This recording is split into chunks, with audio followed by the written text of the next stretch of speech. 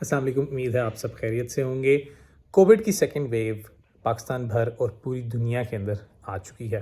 बहुत सारे केसेस हमें हॉस्पिटल्स के अंदर और सोसाइटी के अंदर देखने को मिल रहे हैं कोविड-19 के।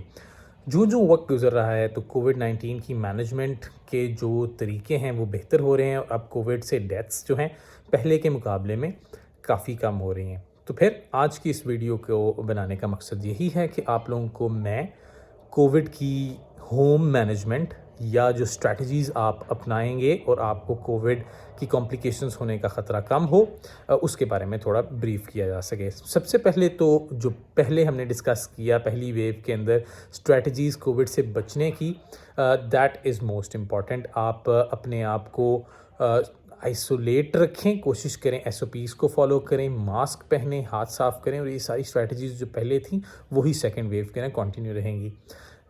आपको हाईली रिकमेंड करेंगे हम कि विटामिन डी लेवल अपनी एक अच्छे लेवल के ऊपर रखें। अगर विटामिन डी अमूमन कुछ लैब्स 25 से ऊपर नॉर्मल रखते हैं, कुछ 30 से ऊपर रखते हैं। वेल आइडियली 50 to 70 अगर आपका विटामिन डी लेवल है तो स्टडीज़ यही कहती हैं कि जिनका विटामिन डी लेवल अच्छा है उनको कोविड रिलेटेड कॉम्प्लिकेशंस का चांस काफ़ी कम है। तो हाईली रिकमेंडेड कि आप अपना विटामिन डी लें और अपना लेवल को एक अच्छे लेवल के ऊपर रखें। अगर किसी को कोविड हो जाता है, मोस्ट इम्पॉर्टेंट, तो वो क्या करें?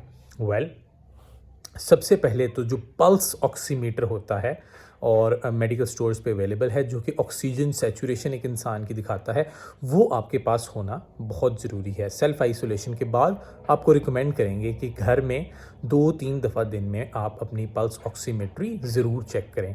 आइडियली 94% से आपकी ऑक्सीजन सैचुरेशन ज़्यादा होनी चाहिए, इवन इफ़ आप कोविड से सफ़र कर रहे हैं।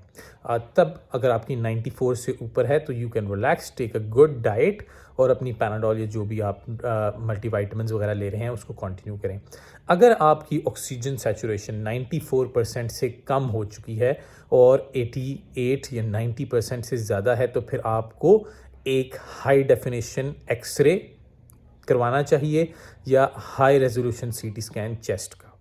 तो चेस्ट एक्सरे या सीटी स्कैन चेस्ट का करवाना चाहिए देखने के लिए कि आपको कहीं चेस्ट इन्वॉल्वमेंट तो नहीं हो गई कोविड-19 की वजह से।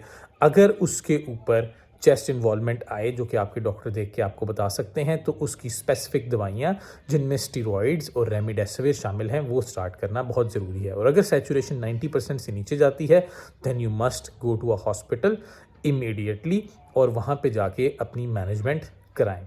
बहुत सारी कोविड की कॉम्प्लिकेशंस जो हैं वो थ्रोम्बोटिक होती हैं, यानी खून का लोथड़ा बनने की वजह से, ब्लॉकेज की वजह से हो जाती हैं। उसके लिए जो ओल्ड एज हैं या जिनकी फंक्शनैलिटी कम है उनको रिवरॉक्सिबैन नामी एक दवाई होती है, 15 mg दिन में एक दफ़ा रात के टाइम लेनी होती है। लेकिन इससे केयरफुल होना है कि जिन लोगों को ब्लीडिंग टेंडेंसी है उनको इसकी वजह से ब्लीडिंग ज़्यादा हो सकती है। तो this should be done in consultation with your doctors and I will highly recommend कि जो लोग एट रिस्क हैं, डायबिटिक हैं, जिनकी एज ज़्यादा है या एस्थमेटिक हैं या किसी भी तरह सफ़र करते हैं, वो इम्यूनो कॉम्प्रोमाइज स्टेट से कोई मेडिकेशन ऐसी ले रहे हैं, they should consult their doctor at all time. अगर आप 10 दिन के बाद सिम्टम फ्री हैं then you can relax. Some other symptoms जो आते हैं जिनके अंदर डायरिया या एनोस्मिया, डायरिया यानी पतले पखाने लगना, स्मेल का चले जाना, वेल उनको सिम्टोमेटिकली मैनेज करना है और आहिस्ता आहिस्ता ये इम्प्रूव कर जाते हैं। हेडेक्स, एज ए न्यूरोलॉजिस्ट मैंने देखा है कि बहुत सारे लोगों को कोविड के बाद हेडेक्स का सामना करना पड़ा है। तो yes, you can go to your neurologist, वो दवाई जो उनसे है वो रिकमेंड कर सकते हैं हेडेक्स को ख़त्म करने के लिए। लेकिन माई ओन एक्सपीरियंसेस के take some weeks to some months sometimes कि वो हेडेक्स जो उनसी है ना वो ख़त्म हो सकें and you need to rule out the danger signs as well. ये थी समरी कोविड की मैनेजमेंट की सेकेंड वेव के अंदर। आई होप कि आप एसओपीज़ को फॉलो करेंगे and prevention is better than cure.